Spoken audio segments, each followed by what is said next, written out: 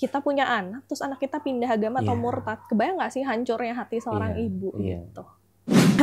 Mah mau nggak masuk Islam kayak kurang ajar banget. Kayaknya kurang ajar banget gitu ya. Iya. Di sisi yang sebelah nih, kita sudah dianggap sebagai pengkhianat. Ya kan? Lu keluar dari sebuah komunitas, pengkhianat dong gitu kan. Nah, di sisi yang sebelah sini, gue ngerasa kayak ini bukan tempat gue lagi. Mereka kayak terlalu alim untuk gue seorang gue masukin. Insecure banget nih gitu ya. Iya. PR yang paling menyakitkan itu adalah karena kita ngerasa sendirian gitu kan.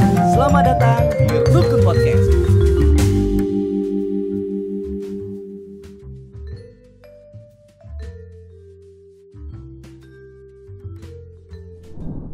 Assalamualaikum Teh. Waalaikumsalam warahmatullahi wabarakatuh. Masya Allah, terima kasih banyak lo berkenan untuk mampir di apa nih berarti ini? Tea shop namanya ya? Tirum, tempat untuk minum teh nih Masya Allah. Betul. Dan itu ownernya dari Teteh sendiri ya. Masya Allah. Dan sahabat Rukun, kita lagi safari ke Bandung dan memang ini informasinya dari Jakarta tuh banyak sekali yang mualaf di Bandung Teh. Akhirnya kita mau safari ke sini, kita mau mendengarkan sharing dari para mualaf bagaimana kisah-kisahnya bisa menginspirasi sahabat Rukun. Buat sahabat Rukun, ternyata Teteh itu seorang mualaf ya Teh ya. Nah, itu kita mungkin butuh cerita-ceritanya nih Teh, waktu mungkin memperkenalkan diri, kemudian saat itu seperti apa masa kecil dan akhirnya bisa kenalan sama Islam. Oke, halo sahabat Rukun, nama saya Mei Ping Chandra. Bisa dipanggil Mei, bisa dipanggil Ica juga, mana yang lebih nyaman aja buat teman-teman. Saya itu mualaf tuh sejak tahun 2015 masih gitu. Oke, 10 tahun ya berarti 10 tahun ya. Seorang muslim berarti ya? Ya itu. Dulu pernah menjadi mualaf ya? Makanya tadi saya mau bilang masih mualaf nggak ya kalau udah 10 tahun. sudah lulus ya, alhamdulillah ya. Sebenarnya nggak tahu ya. Pokoknya insya Allah diupayakan aja yang terbaik untuk terus istiqomah ya amin, Mas. Amin, amin. Memang sudah sejak 2015, dulunya saya tuh Kristen Protestan. Given sih, jadi orang tua, mama tuh Kristen Protestan. Kebetulan backgroundnya papa dan mama juga kan berbeda ya, cuman saya memutuskan ikut mama, bukan memutuskan sih ya, jadi didorong untuk ikut mama lah gitu. Karena berarti pada saat mix itu, ya? Mix. Okay. Pada saat itu tante juga ada yang Kristen Protestan dan dibawa lah akhirnya, jadi bisa dibilang given ya. Belum bisa milih, tapi didorong untuk ikut dan akhirnya ya aktif sih dan bisa dibilang cukup aktif ya sampai 2015 itu. Artinya gimana ya? Kalau biasanya kan ada transisi, kan sistem mualaf beda-beda ya Teh ya. Transisi ada yang kekosongan dari segi spiritual, kemudian mungkin ada kekepuan terhadap keyakinan yang lain, hingga akhirnya memilih Islam. Nah, cukup aktif nih sampai 2015. Kok tahu-tahu mau mualaf? Nah itu kenapa Teh? Nah itu lucu sih. Sebenarnya itu ya, saya tuh sebenarnya diajak podcast tuh banyak nih Mas sebenarnya. Tapi ini podcast pertama. Pertama nih? Pertama. Karena saya takut juga ya, karena menurut saya kayak itu tadi, makanya disclaimer dulu, ini nggak tahu cerita yang menarik atau enggak gitu ya. Tapi ya semoga, tadi makanya saya bilang Mas kayaknya proses mualafnya nggak menarik, takutnya kalau diceritain. Tapi semoga ada ibrah, ada yang bisa diambil. Insya Allah kita doakan. Gitu kan.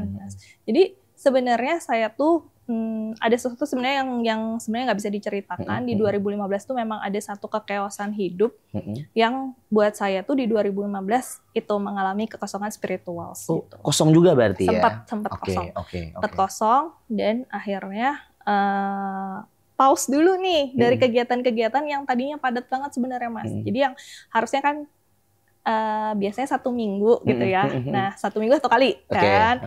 Nah tapi saya itu bisa lebih dari 1 minggu 1 kali Mas, lebih dari itu. Jadi bisa dibilang cukup aktif kan. Religius banget lah ya.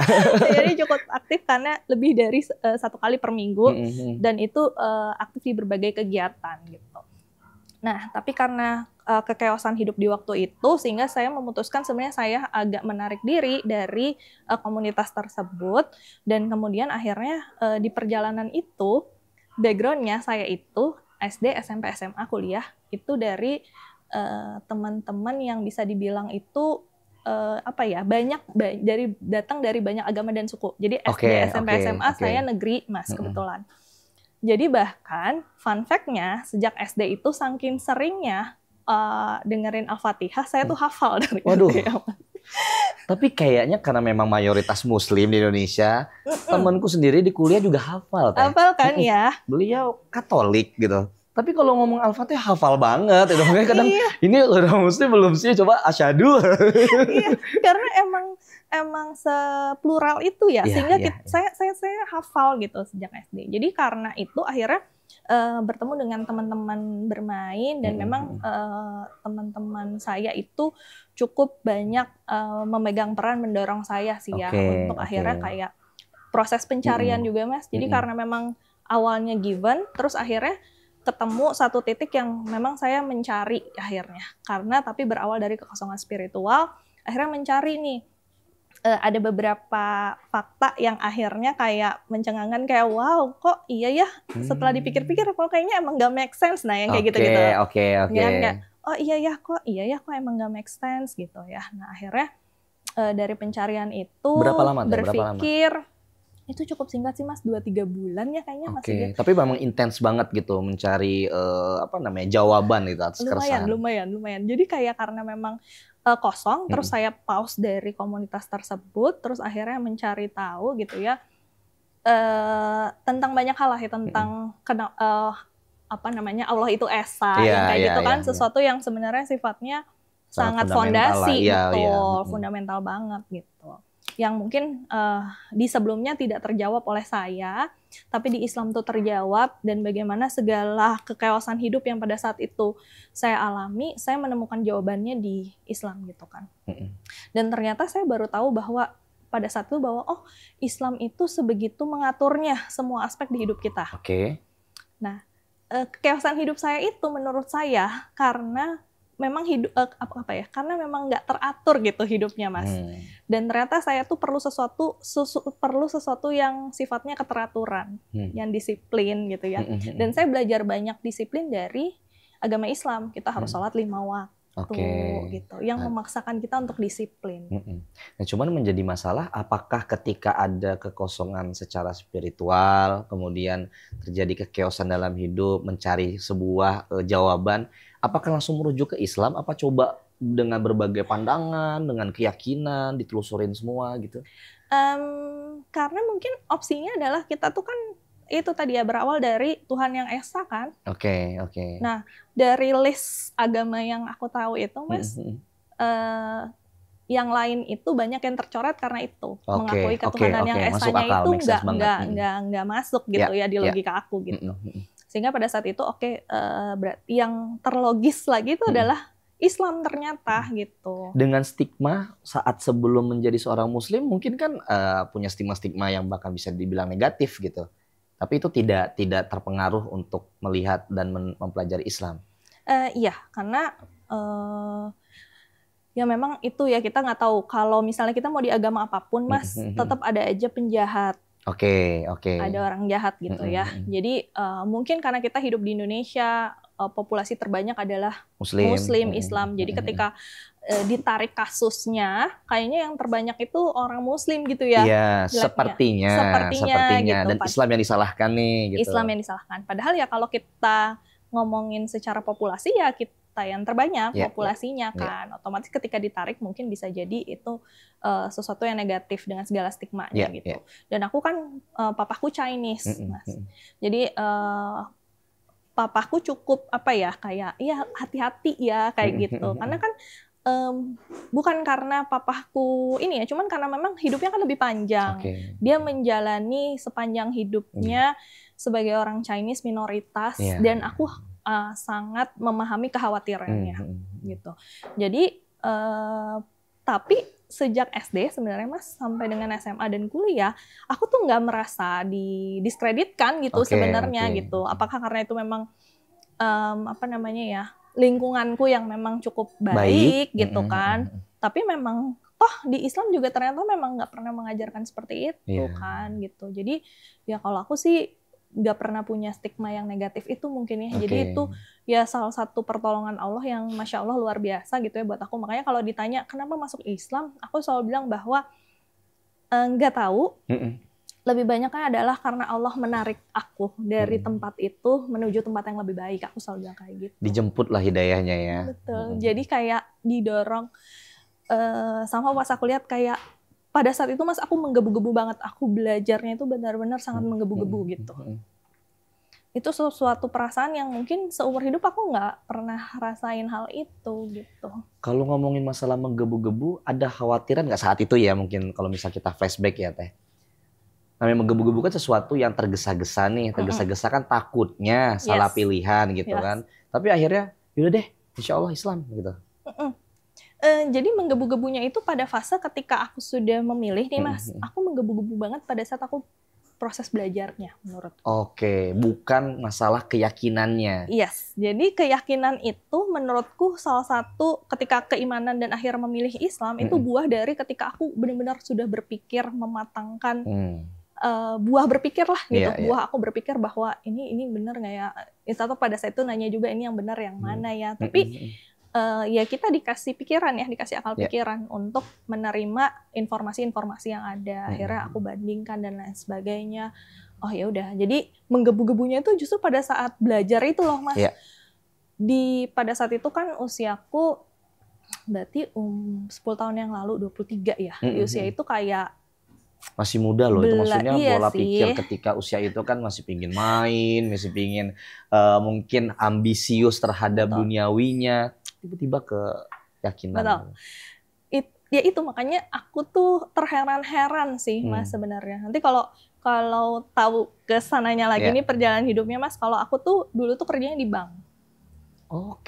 Sebelum aku ada di sini, dulunya tuh adalah aku seorang bankir gitu. Jadi pada saat belajar itu sih benar-benar yang nggak bisa diketemukan di mana lagi rasa menggebu-gebu yang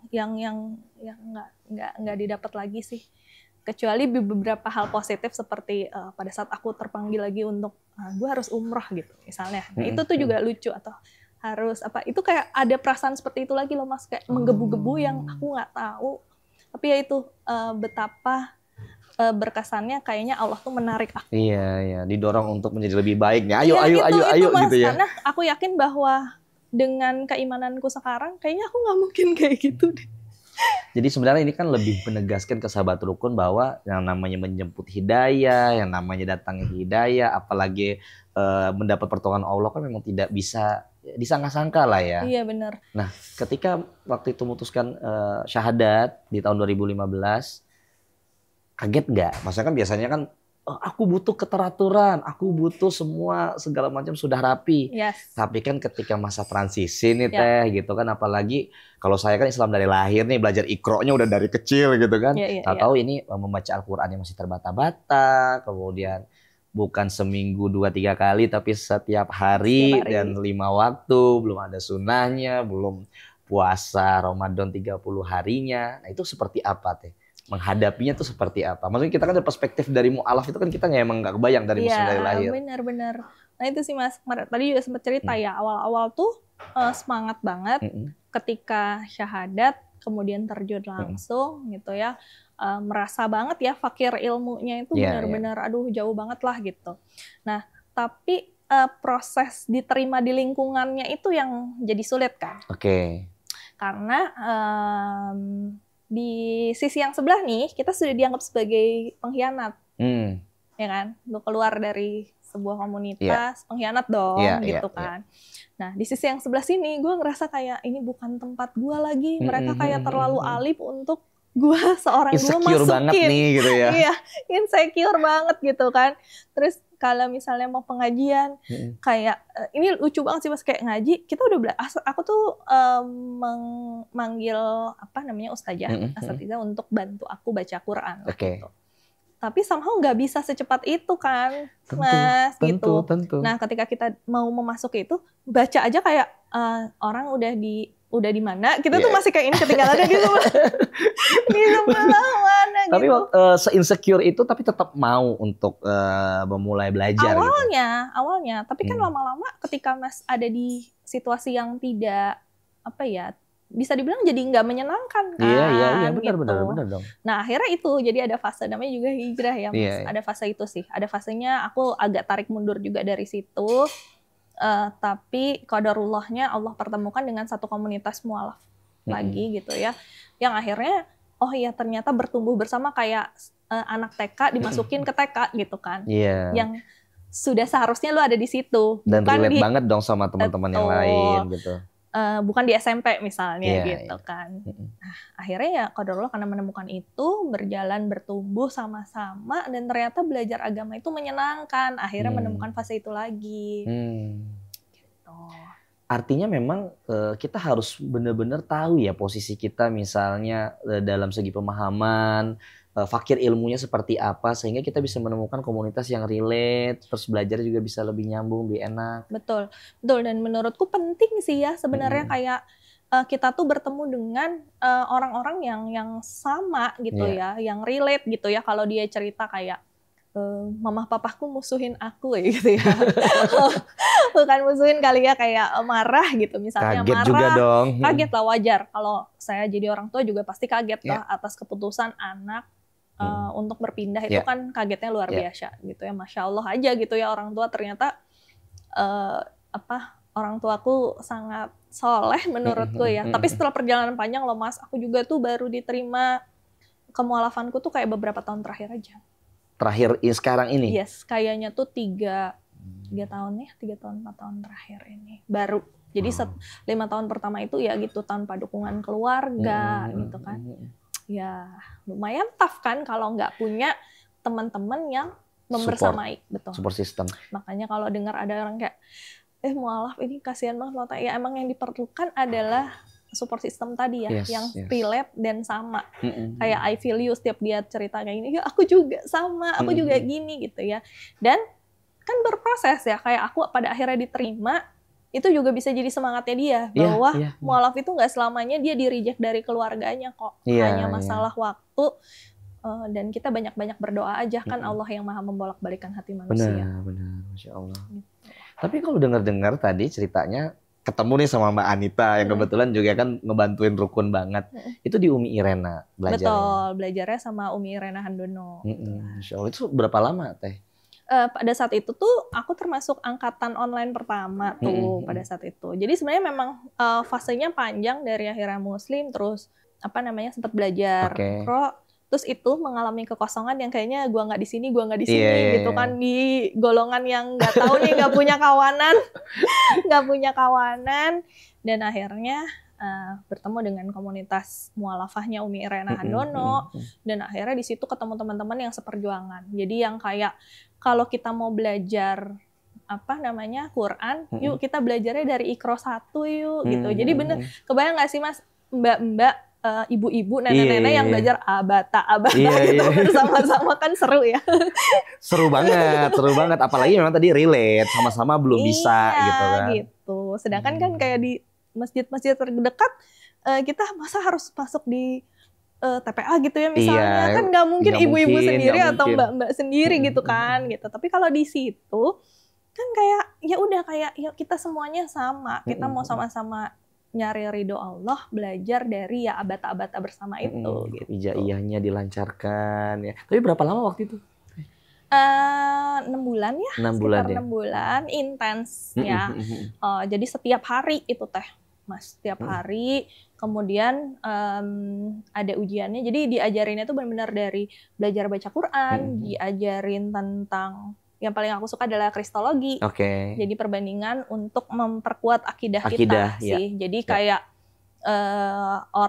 kenapa kita tuh kayak Umi Irena tuh pengennya kita itu ketika ditanya, apakah kamu yakin masuk Islam? Iya. Dan apakah kamu mau balik lagi? Enggak gitu. Intinya tuh sebenarnya kayak gitu. Sama sih, kita juga setiap narasumber kadang kapok nggak nih masuk Islam. Maksudnya dengan segala perjalanannya, dengan segala perjuangannya. Yes, itu. Nah, itu diajarin. Kemudian ibadah diajarin, Mas. Jadi bagaimana tata cara sholat yang benar, bagaimana ini. Terus ibadah tuh apa aja. Kemudian hubungan dengan manusia. Jadi bagaimana kita menghadapi. Jadi hubungan sama manusianya pun sampai spesifik kayak birrul walidain, bagaimana kita ke orang tua gitu kan. Itu kan sebenarnya yang sangat kita perlukan pada saat itu.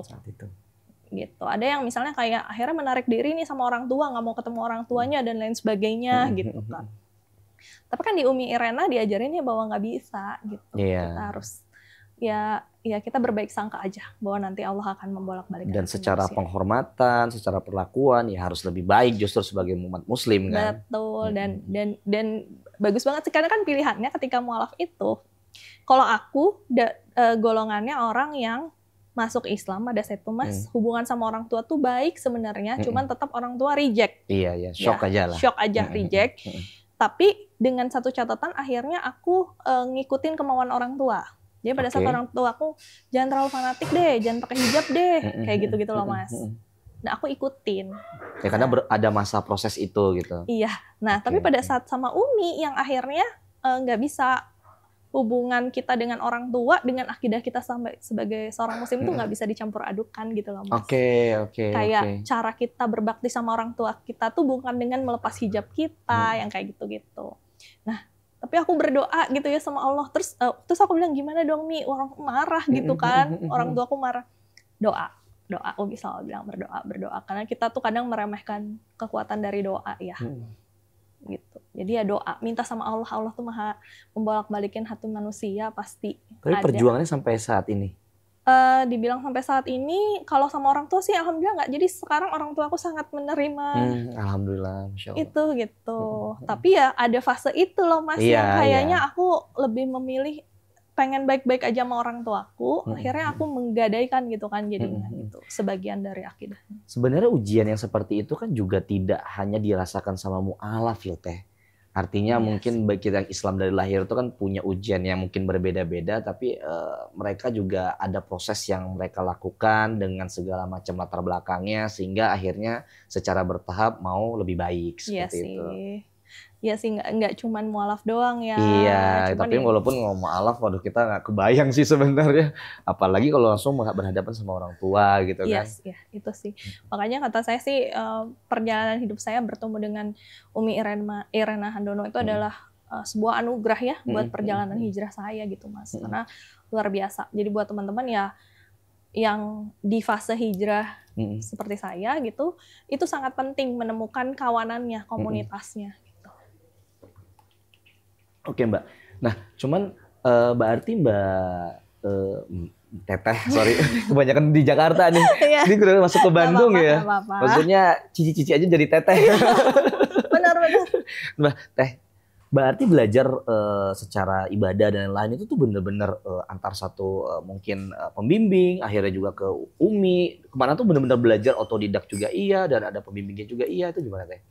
Iya, nah justru itu akhirnya ya sempat belajarnya otodidak, baca buku, terus bertemu dengan asatizah di dekat rumah gitu ya, dan akhirnya ke Umi Irena Handono, dan akhirnya ya berkembang juga gitu kan, akhirnya ke beberapa ustadz yang akhirnya aku ikut belajar juga nih ya, banyak banget kan Ustadz Felix Xiao yang sekarang Ustadz Wimar, banyak banget lah gitu sekarang wadahnya untuk belajar, apalagi aku rasa nggak seperti 10 tahun yang lalu ya Mas Sigit ya. Kayaknya memang drastis ya perubahannya gitu ya, maksudnya nggak seperti perjuangan zaman dulu yang ibaratnya nggak ada ruang, belum terwadahi gitu ya. Betul, kalau sekarang kan lebih banyak, dan aku harap sih dengan ngelihat kayak podcast ini aja, para mualaf juga bisa lihat kayak I feel you, iya sama ya ternyata proses hijrahnya yang seperti itu sih Mas. Jadi nggak ngerasa sendirian. Sebenarnya kan PR yang paling menyakitkan itu adalah karena kita ngerasa sendirian gitu kan Mas. Bener-bener kerasa sendirian itu bener. Betul. Jadi kayak ya merasa sendirian aja gitu Mas. Karena kan ya tadi aku bilang ke kanan nggak bisa, ke kiri nggak bisa, kembali ke keluarga juga nggak bisa. Nggak ada mungkin ya tadi support system mungkin ada teman terdekat ataupun biasanya kan kalau mualaf itu kan ada yang coba pendekatan untuk memberikan bimbingan dan lain gitu. Iya, nah ya pada akhirnya ya kan pada akhirnya menemukan, tapi tetap aja pasti ada fase merasa itu sih. Nggak bisa dipungkirin ya kayak gitu ya. Nggak bisa dipungkirin sih gitu. Karena sebenarnya atau karena aku nggak tahu nih ya, ini mungkin orang harusnya yang menjawab yang psikolog kali yang lebih tahu ya, apa karena mungkin rejection dari orang terdekat terutama keluarga itu ya yang menyebabkan kita ngerasa kayak sendirian kan Mas, meskipun kayak ruangnya riuh banyak orang, kita mau ke ini, tapi ketika ada perasaan di reject dari keluarga itu itu membuat kita tuh kayak perasaannya ya hampa aja terus iya. sampai Karena paling dekat ya. Karena paling dekat. Ya, sampai akhirnya misalnya bisa menjadi apa adanya kita di depan ibu dan ayah kita. Nah itu pada fase itu yang akhirnya aku benar-benar rilis sih, kayak benar-benar oh ya udah sekarang apa lagi ya yang bisa dikerjakan gitu. Prosesnya berapa tahun sih Teh? Aduh, orang tua aku tuh nerima kayaknya udah lebih dari 5 tahun, 6 tahunan ya kayaknya. Ada baru-baru ini kok, baru-baru ini gitu, baru-baru ini. Kita nggak kebayang sih Teh kalau misalnya dari Islam dari lahir ya, maksudnya perjuangan ya kalau berjuang untuk bisa saling memahami 1-2 bulan aja udah termasuk lama loh. 5 tahun, iya. 60 bulan. Itu nanti sedih sih kalau bahas itu. Jadi bisa nangis karena kan itu sesuatu yang apa ya Mas?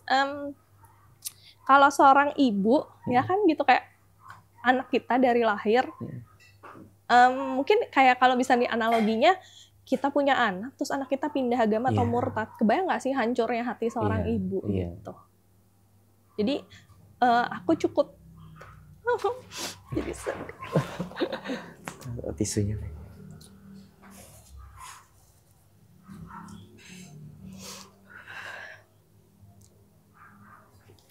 Sampai sekarang sih masih ada rasa bersalah mungkin. Tapi banyak rasa terobatinya juga sih gitu.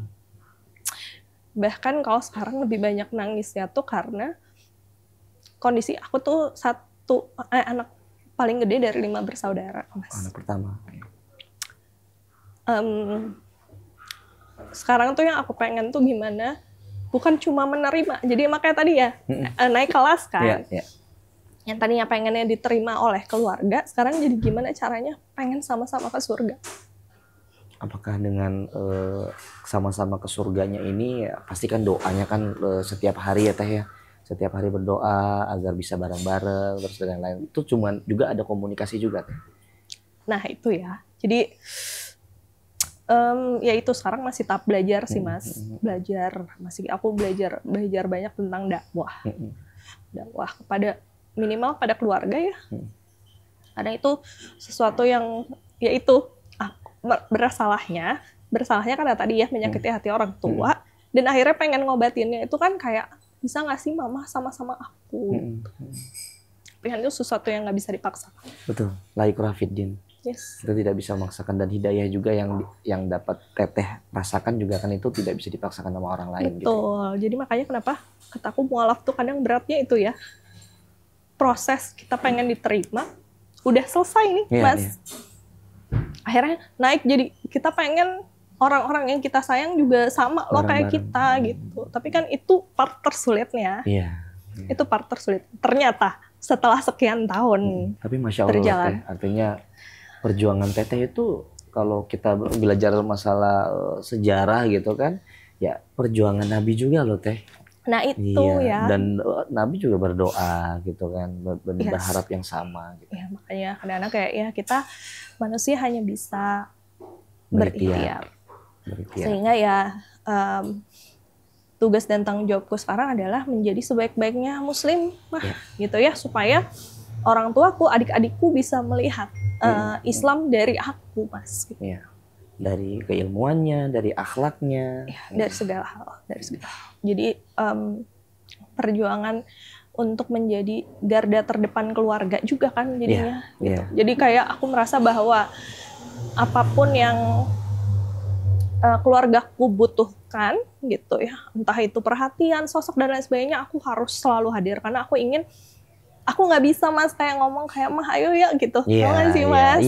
Kayak kita sangat memaklumi sangat fase yang seperti itu Teh. Iya, karena kayak dengan mamahku mamah dan papaku menerima aku yang sekarang seperti ini aja, aku udah kayak alhamdulillah banget gitu ya. Benar. Terus kalau kayak mah mau nggak masuk Islam kayak kurang ajar banget, kayak aku kurang ajar banget gitu ya. Iya.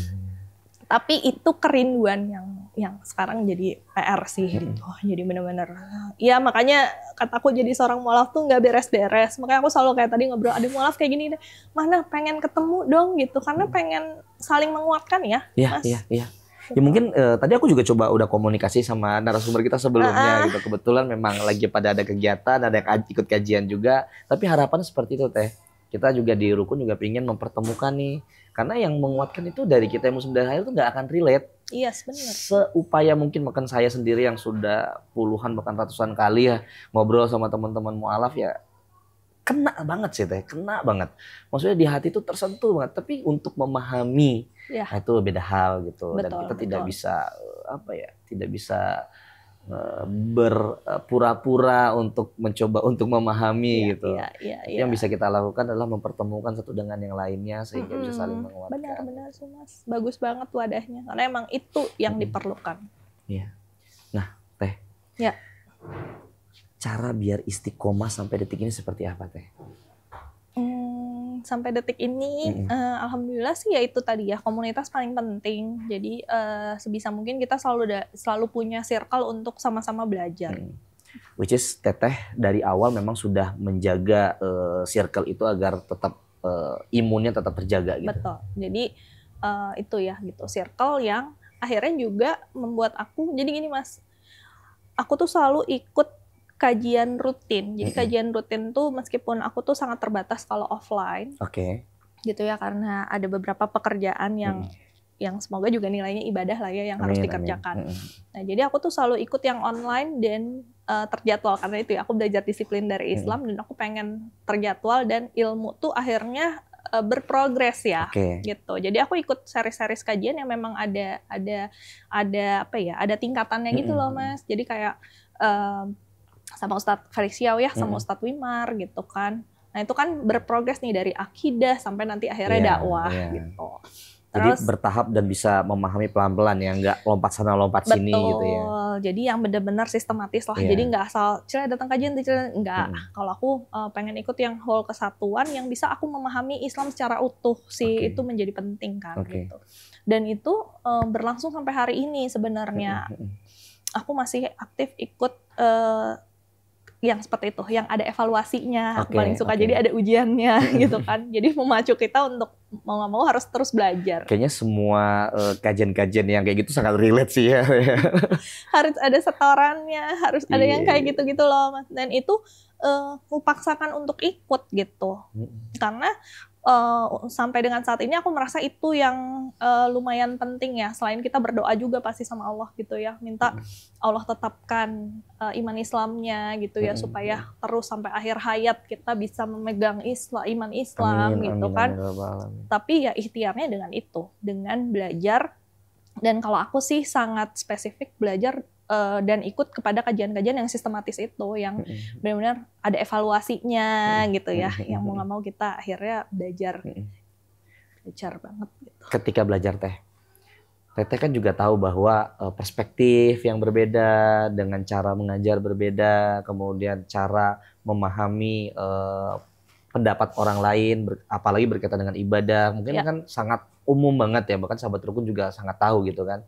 Gimana ngejaga agar Teteh itu tetap istiqomah belajar, biar nggak terhijrah kan tinggi banget nih gitu. Tapi ya sebelum basic-basic yang Iqra tadi terpelajari, kok kita udah sibuknya masalah fikih. Nah akhirnya basic-basicnya tidak terpenuhi nih. Gimana cara Teteh biar bisa tetap semangat belajar di antara banyak perbedaan seperti itu? Perspektif ya, maksudnya perspektif. Mah pasti ya itu ya, beda guru kadang beda pandangan. Makanya memang Ustadz Felix kan pernah ngomong ya gitu. Adab itu apa ya, gimana ya, intinya tuh yang penting tuh adab gitu, lebih utama jadi kalau misalnya kita banyak ilmu nggak ada adabnya juga nilainya kurang. Nah tapi dengan adab itu kita bisa menutupi kurangnya ilmu. Nah gitu, jadi pertama-tama memang aku banyak belajar tentang adab sih Mas. Ketika aku selesai dengan Irena Center akhirnya belajar banyak itu tentang adab pengagungan ilmu. Ya, ada beberapa ustadz yang aku belajar, ya Ustadz Felix, Ustadz Abdullah Roy gitu ya, yang sampai sekarang aku masih ikut juga kajiannya gitu. Bahwa ya memang kita harus, ketika kita mau belajar kita harus tawadu ya, merasa bahwa kita ini bodoh kok, manusia ini bodoh. Fakir, kita fakir. Bisa sering disebut ya fakir ilmu gitu ya. Kita tuh nggak tahu apa-apa, sedangkan Allah yang maha tahu gitu ya. Nah karena kita nggak tahu apa-apa, apalagi kita konteksnya mualaf ya gitu. Perjalanannya tuh jauh banget gitu ya, baru berapa tahun gitu ya ibaratnya gitu. Ya udahlah kita berguru orang-orang yang Allah pilih menjadi guru gitu ya. Ya kita berbaik sangka aja sih dengan segala ilmu. Kan katanya kalau misalnya adab ketika kita misalnya ada guru yang salah misalnya penyampaiannya, kita harus cari tahu dulu kesalahannya kenapa. Jadi sebenarnya banyak banget kan adabnya sebelum kita menyalahkan bahwa kok belajarnya gini, kok ini gini gitu. Nah, tapi ketika kita belajar adab dulu dan akhirnya kita berusaha untuk tawadu ketika kita menerima ilmu, itu lumayan smooth sih Mas perjalanannya ya. Jadi nggak terlalu yang kayak ada sih memang beberapa temenku kayak, oh ini kok ustadznya gini ya kayak gini-gini gitu ya. Aku alhamdulillah sih gitu. Makanya kenapa itu perlu pembelajaran yang sistematis itu Mas. Kita harus tahu mulainya dari mana sebelum tadi kan. Sebelum kita belajar fikih, capek nanti otak kita sih. Betul, karena kan juga banyak yang perlu dikaji lebih dalam, banyak buku yang perlu dibaca juga gitu kan. Dan memang apa ya, kedewasaan kita dalam Islam ini itu kan bertumbuh dengan ilmu. Nah, kalau kita masih tahap awal-awal ya, kalau bisa ya jangan yang terlalu berat-berat dulu lah ya gitu. Tapi menarik sih, maksudnya dari cara dan cerita dan perjuangannya Teteh nih, artinya untuk belajar Islam itu Teteh sudah ya sesuai dengan dari awal, yaitu keteraturan. Iya kan? Kalau misalnya kita kan juga, ya itu tadi ujian dari Muslim juga ya, semua umat Muslim. Ya kadang kalau misalnya belajarnya tidak teratur, ya artinya nanti akan blinger dan bingung sendiri ya. Betul. Untuk bagaimana level kita dan belajar sampai mana gitu ya. Iya benar sih.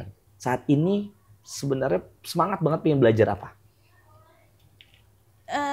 Dakwah sih ya. Makanya ini kan agak proses ya. Makanya saya bilang tadi Mas, saya sebenarnya sejak bertemu Mbak Anita itu mungkin 3-4 tahun yang lalu ya, 4 tahun yang lalu mungkin ya. Pada saat itu saya diajak podcast, saya nggak mau Mas, saya nggak mau. Sudah mau diajak podcast sama Rukun ya. Terus Mas Sigit sempat datang lagi ke Bandung ya. Oh ke Bandung ya yang kemarin. Yang sebelumnya, yang sebelumnya Mas Sigit datang, sempat nawarin. Terus saya juga nggak bisa, saya belum bisa. Tapi ketika sekarang memang lagi belajar tentang dakwah gitu ya, bahwa ya dakwah tuh nggak harus di atas mimbar, nggak harus ini dan lain sebagainya. Nah harapannya sih bahwa hadir di podcast ini tuh Allah catat sebagai bagian dari dakwah ya. Amin amin ya rabbal alamin. Seperti itu sih Mas. Jadi sekarang lagi ini ya itu karena concern yang tadi awal tadi orang tua dan keluarga sih gitu. Jadi pengen banget gimana caranya bisa. Berarti relate dong kalau misalnya saat ini karena memang ranahnya ke arah dakwah. Sharing, mungkin ketemu sama teman-teman mu'alaf yang lain, bisa memperkuat, itu kan juga bidang dakwah juga dong. Betul sih Mas, makanya kenapa tadi itu akhirnya mau hadir di sini itu, karena pengennya semoga ini menjadi sebuah rangkaian aku sharing aja, semoga Allah catat gitu ya. Amin. Sebagai bagian dari dakwah. Aku pingin nanya nih sebenarnya Teteh tuh waktu itu berarti kerjaannya sebagai perbankan gitu. Tiba-tiba saat ini gitu kan hijrahnya juga gitu, nggak hanya masalah keyakinan tapi juga menjadi pengusaha teh nih. Itu seperti apa jalur perjalanan yang bisa dipersingkat itu Teh? Nah itu salah satu perjalanan hidup yang kataku lagi. Kemudian ada perjalanan hidup lainnya yang menggebu-gebu dan deg-degan itu kan Mas. Selain dari pada saat aku mau masuk Muslim. Yang kedua itu adalah pada saat aku masuk Muslim, aku tuh nggak langsung berhijab Mas sebenarnya. Somehow ada satu titik di mana aku pengen berhijab. Aku pengen banget berhijab yang benar-benar kayak aku pengen berhijab gitu. Nah, pengen berhijabnya itu nggak tahu diiringi dengan rasa aku ingin resign. Tapi masih di perbankan berarti? Masih. Aku ingin resign dari tempat ini. Instead of kita udah tahu kan gitu hukumnya. Kenapa sih gitu, ternyata gitu ya kenapa.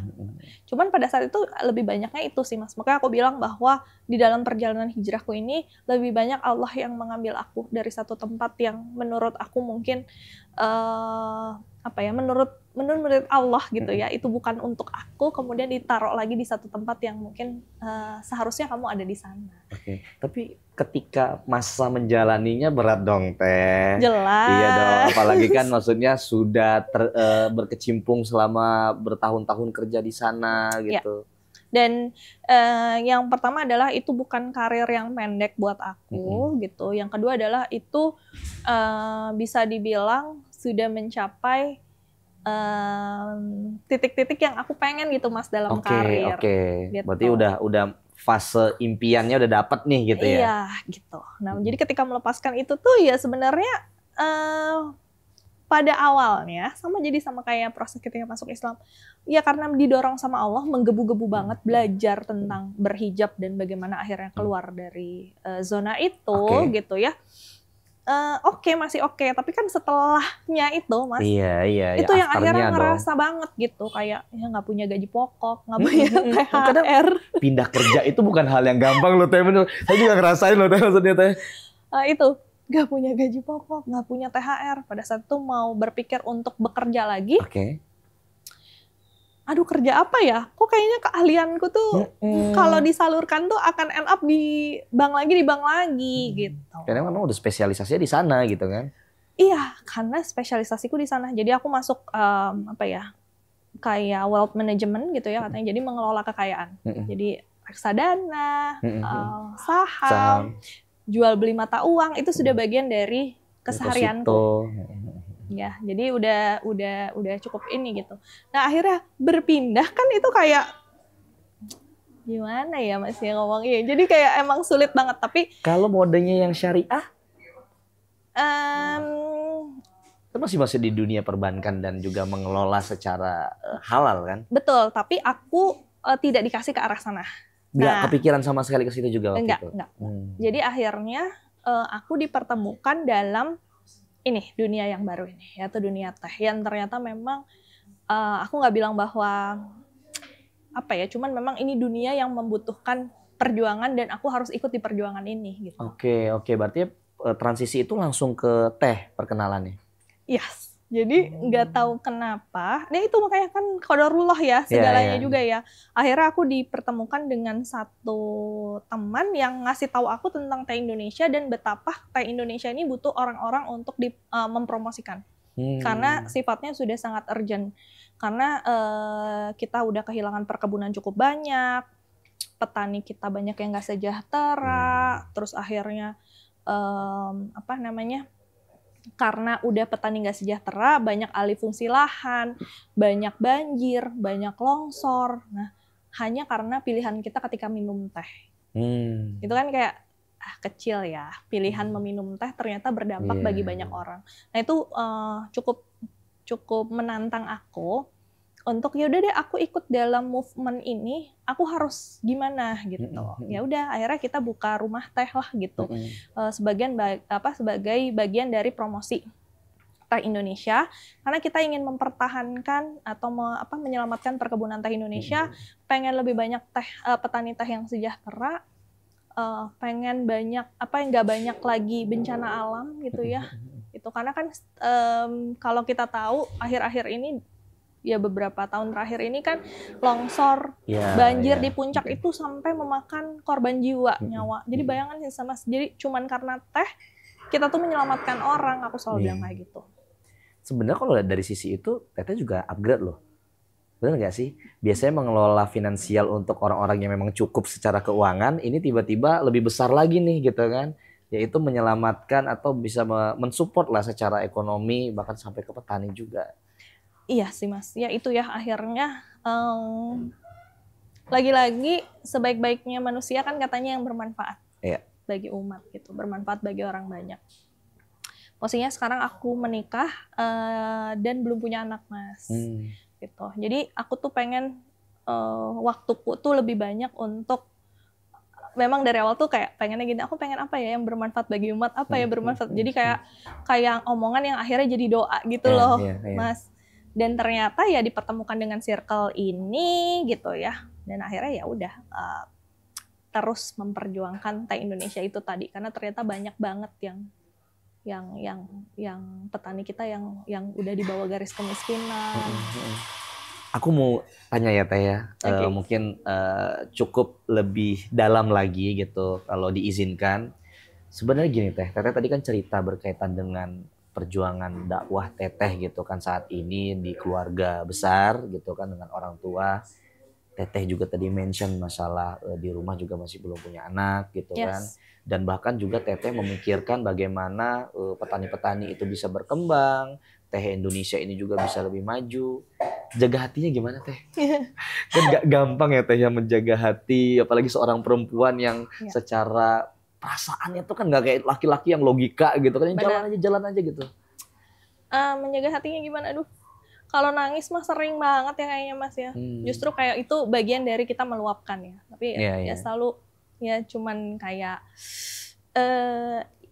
awal-awal ini kan kalau cerita masalah keturunan aja ya Mas ya. Jadi aku pernah di fase-fase yang kayak pengen banget punya anak gitu.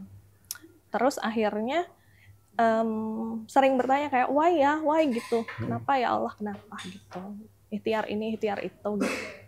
Tapi nggak pernah diutarakan apalagi ke suami gitu ya, karena takut menyakiti hati pasangan. Meskipun di dalam hati yang paling dalam ada perasaan bahwa ini aku atau kamu sih gitu Mas. Iya nggak sih? Iya. Ada sometimes ada fase kayak salah-salahan gitu. Pasti akan ada. Yang tidak terungkapkan sih, gitu. Tapi nggak sampai mengungkapkan dong berarti? Nggak mengungkapkan. Aku nggak pernah, ke suamiku nggak pernah nanya, nggak pernah apapun, nggak pernah. Sampai pada satu titik, aku nggak tahu kenal nggak sama Ustadz Suef? Belum pernah kenal ya. Jadi Ustadz Suef tuh wasilah aku menerima satu kenyataan hidup lagi yang jadi salah satu titik balik juga di hidupku. Jadi Ustadz Suef itu pada saat itu meriksa aku di Bandung pada saat itu. Terus Ustadz Suef pada saat, jadi dia tuh kayak meriksa darah gitu Mas. Terus dia bilang kayak gini, Mei, udah punya anak berapa? Kan belum Ustadz. Justru emang, jadi kayak darah yang akan berbicara. Jadi kita nggak usah kasih tahu Ustadz gitu. Apa aja sakitnya kita. Terus Ustadz ngomong gini, lihat nih kamu itu punya tokso besar banget. Kalau kamu hamil, mohon maaf anakmu disabilitas. Ustadz ngomong gitu. Nah di titik itu kayak segala why di kepalaku luruh gitu loh Mas. Kayak aku nggak nanya lagi sama Allah, ya Allah kenapa? Nggak berani nanya. Saking aku tuh udah kayak sesayang itu. Jadi di tahap kayak sesayang itu Allah sama aku karena mungkin, jadi bukan berarti tadi ya dapat anak disabilitas kemudian jadi sesuatu yang menakutkan, bukan. Tapi Allah tahu mungkin aku nggak bisa melewati itu Mas. Ya ujiannya kan tadi berbeda-beda, mungkin ini level yang bukan untuk Cici. Bukan untuk kamu. Bukan untukmu gitu. Jadi di situ aku kayak, tapi yang ke semua kayak pertanyaan aku why itu kayak udah nggak ada gitu loh Mas. Dan terjawab. Ya terjawab bahwa itu lagi Allah Maha tahu, bisa jadi sesuatu yang amat baik, yang menurutmu amat baik untukmu itu buruk sebenarnya, tapi bisa jadi sesuatu yang amat buruk menurutmu itu adalah sangat terbaik buat Allah. Tapi level keikhlasan sampai situ itu gimana? Ya mungkin tadi ya, mungkin ketika menjalani ujian, ya disitulah Allah juga memberikan kemudahan dari ya, bersamaan dengan kemudahan itu ya. Nah, kalau kita memikirkan ya belum tentu bisa dapat jawaban. Betul, makanya pendekatan 5 kali sehari itu sangat penting ya Mas. Tadi proses menjaga hatinya, konsisten menjaga ibadah juga sih kalau aku gitu ya. Sering berdialog gitu ya, dalam hal ini berdoa. Bahwa yakin bahwa Allah Maha memberi jawaban atas semua persoalan hidup kita. Sama seperti ketika pertama kali aku meyakini untuk masuk Islam, karena aku yakin bahwa Islam adalah jawaban dari semua persoalan di hidupku. Masya Allah. Jadi ketika aku mengalami banyak ujian, banyak persoalan dalam hidupku, aku pun yakin Allah Maha menyelesaikan, Allah Maha menjawab segalanya. pernah sampai ke titik terendah. Kita tadi manusia yang suka berkeluh kesah, yang suka berputus asa gitu kan. Makanya kan agama adalah nasihat, kemudian Quran itu sebagai panduan kita untuk bisa berada di jalan yang tetap istiqomah. Pernah berada di titik di mana semua perjuangannya Teteh tadi berkaitan dengan keluarga, baik itu dengan usaha dan bisa ibadah bermanfaat bagi orang lain, capek nih? Sama, pasti sering ya Mas. Capek mah pasti sering, ada, manusiawi sih menurutku ya. Capek banget. Pasti pernah capek banget sampai ya itu, kita kan nggak akan pernah selesai sampai Allah cabut ya nyawa kita. Jadi dunia ini, nah itu ya, kadang-kadang kalau udah secapek itu Mas, aku selalu bilang sabar Cak, ini cuma sebentar. Ini pasti berlalu.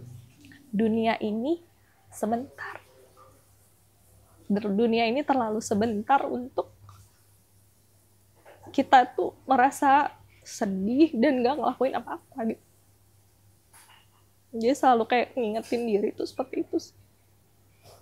Kalau saat, ya semua orang ya, semua orang kalau pada saat dia lagi capek, aku selalu sabar, dunia itu sebentar.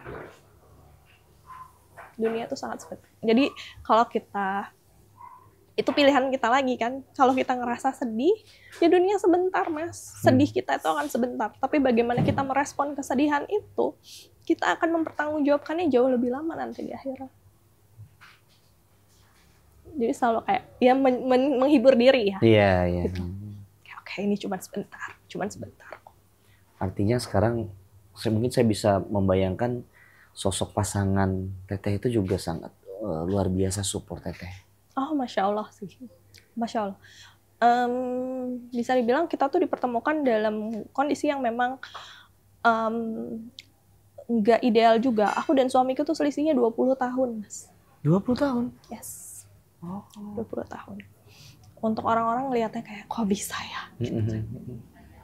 Tapi ya lagi-lagi Allah hadir di rumah tangga ini, dan Allah yang paling tahu apa yang aku butuhkan, Mas. Yeah. Dia adalah sosok suami yang selalu ngasih support aku dalam bentuk apapun aku gitu ya. Kayak sekarang itu tadi, aku kan karena memang kami nggak punya keturunan, kita tuh sempat dialog kayak, apa sih yang harus dilakukan oleh kita untuk dapat amal pahala jariah? Iya. Gitu kan. Harusnya kan doa anak yang soleh gitu ya Mas. Yeah. Gitu kita nggak punya gitu ya. Oke, coba deh ilmu yang bermanfaat mungkin. Coba kamu yang bisa. Jadi dia tuh cukup banyak mendorong aku pada banyak hal yang baik sih gitu. Sehingga pada saat ini akhirnya aku semangat lagi untuk itu tadi, akhirnya dari teh, dan sekarang aku ngajar tentang teh kepada banyak mahasiswa ya di salah satu politeknik pariwisata. Yang harapannya ilmu itu mereka bisa buat mereka hidup nanti ya Mas. Iya. Dan semoga itu menjadi pahala jariah. Insya Allah itu jariah. Iya. Bahkan sekelas kita hanya memberi nasihat dan itu diupayakan, dijalankan, itu adalah amal jariah insya Allah. Insya Allah. Nah, makanya itu bersyukur sih, aku mah sangat bersyukur ya Mas. Jadi kadang-kadang ya itu kalau dihitung sekarang, makanya bagaimana menjaga hati tadi ya Mas. Selain karena dunia itu sebentar, kadang-kadang kalau dipikir juga kayak nggak sesulit itu kok hidup ini. Masih banyak hal-hal yang harus disyukuri.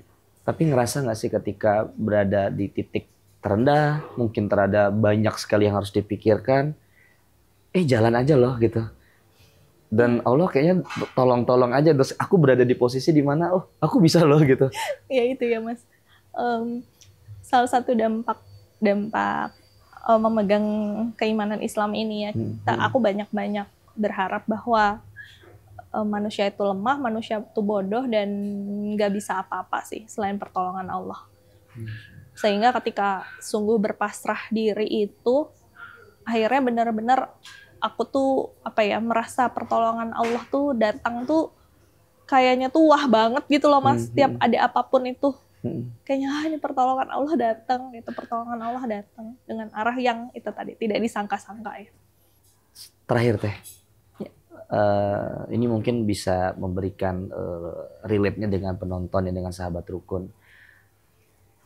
aku nggak tahu misalnya sahabat rukun mungkin merasakan ke korelasi yang sama, mungkin berada dengan titik ujian yang tidak bisa kita bayangkan juga. Tapi gimana saran Teteh buat sahabat rukun agar tetap tadi bukan hati terjaga sudah terjawab, agar tetap istiqomah mungkin terjawab, circle sudah terjawab.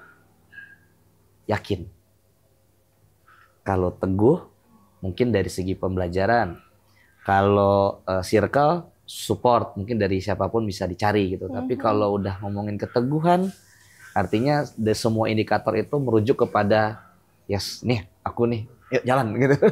Gimana Teh? Mungkin bisa dikasih saran ke sahabat rukun. Ya kalau memang keyakinan tuh memang ya yakin keimanan ya. Itu memang lagi-lagi kalau aku sih porsi terbesarnya adalah belajar sih Mas. Karena memang itu adalah buah pikiran ya gitu. Jadi ya memang lagi-lagi kita nggak boleh berhenti untuk belajar, berhenti untuk mendengar gitu ya Mas. Apa yang orang-orang di sekitar kita gitu ya. Karena dari situlah nanti baru datanglah keyakinan. Gitu. Karena kan kadang-kadang gimana ya, kalau kita yakin sendiri aja bisa jadi kadang-kadang itu perasaan aja kan. Iya. Yeah. Nah, kalau kita ngomongin sesuatu yang sifatnya perasaan kadang tentatif. Gitu. Tapi kalau saya di posisi ini, kalau saya bilang yakin adalah kayak kalau udah yakin tuh kayak jangan belok kiri lagi karena kan yakin. Iya.